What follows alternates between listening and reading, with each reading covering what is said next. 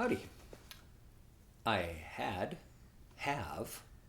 plans to make a drill video that is on something that's pretty tricky and very valuable. I've been playing with it, working with it for a couple days, trying to get this pattern, which is a single-ended roll ornamentation, two variations of that are tucked into the down-up tap pattern of the jig 6/8.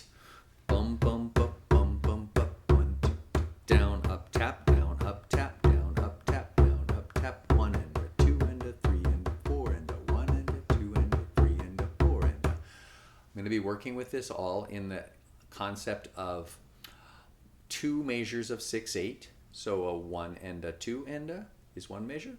And I'm sorry, a 1 and a 2 and a 3 and a 4 and a, because the variations that I'm going to be sharing occur in the first half of each of those measures, the 1 and the 3. So I realized in that process that it would be a mistake to try to get someone to try to chew that up and integrate it without having a really solid near motor rhythm integration. There is the mental rhythm where you can't do something without thinking about it, like the real test on whether something has moved from mental rhythm to motor rhythm is simply like just like this. This is just pure motor rhythm now for my body. And if you want to ever evaluate or measure how much some particular pattern has been shelved in that beautiful motor rhythm category, which is muscle memory. As I understand it, the phrase motor rhythm is muscle memory in the realm of rhythm, glums, percussion, etc. Makes a lot of sense. So if you can just carry on a conversation and talk glibly and effortlessly, then while you're playing something, then that thing is pretty nicely moved into that desirable category. So for a pattern something like this for me, now if it's nice and slow, you can see I'm able to mostly pull it off, and it's great. But I don't think you need to get to this point to be able to work on the next drill. You do need to be able to do this with attention. 1 and a 2 and a 3 and a 4 and a 1 and a 2 and a 3 and a 4 and a 1 and a 2 and a 3 and a 4 but 1 and a 2 and a 3 and a 4. And you need to be able to do that with attention and get it to a place where you're able to do that consistently with very little lapses in precision at about 90 BPM. Good? So that's our objective. And what I'm going to do is just, I don't think there's much to be said about it. That part is the first part of the 9/8 drill that I did previous to this. 1 and or 1 2 3 1 2 1 2 3 1 and 2 and 3 and 1 2 3 1 and 2 and 3 and right. So we're just doing the first 3 bum boom bum. That same thing applies, that if you're able to, you want to have the, maybe an open or a more open down, and then bring in the tone hand before the up. And I like to tap on my hand. I just like the way it mixes up the triple count.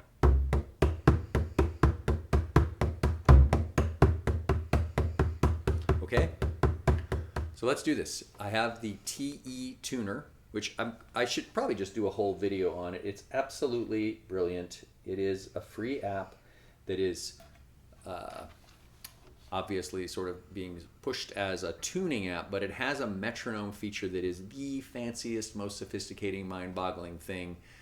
They actually had to add a button at the top left corner of it that lets you just disengage all the features, so you can have what they call the simple metronome, which is what most metronomes are, and they won't do some things that are nice to be able to do. Very cool. The simplest extra feature that I enjoy very much, the one I get the most value out of, is this graduated tempos, where in this case this is set starting at 70 with a 4-beat count in, working its way up to 100 beats per minute, which is going to be a little faster. It may fall apart for you upwards of 90-ish. It may fall apart for you immediately. I don't know. Just do it. Have fun. And this is set to progress, to increase steadily over a 4-minute period. And it's something like this. 1, 2, 3 and a 4 and a 1 and a 2 and a 3 and a 4.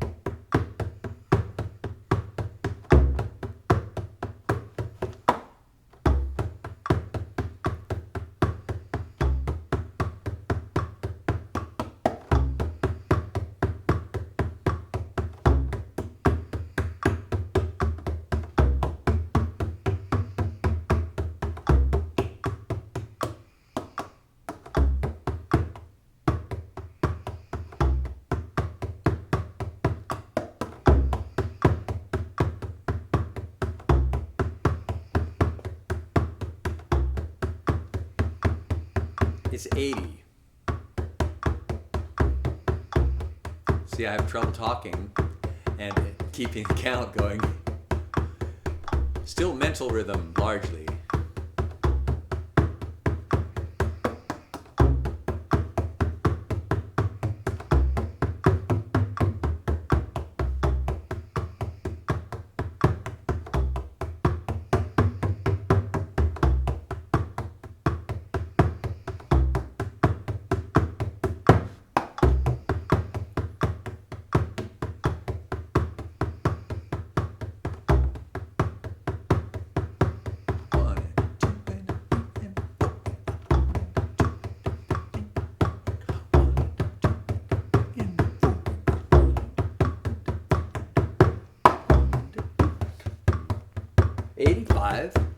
Or 87.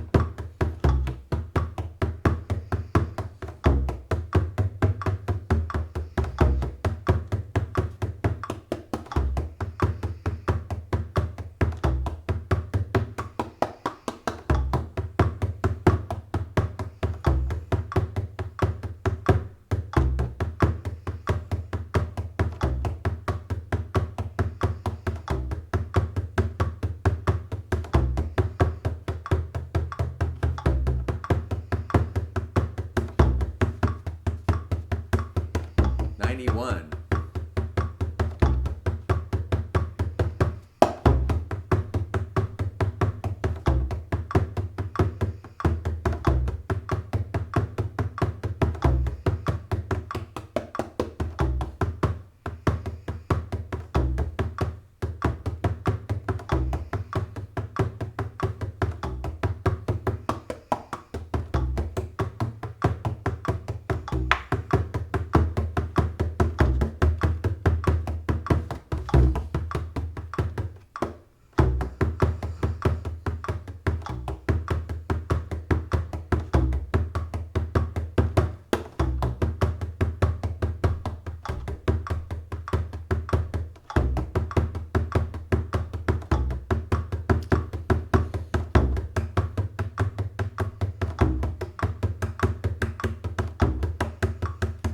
And that's it.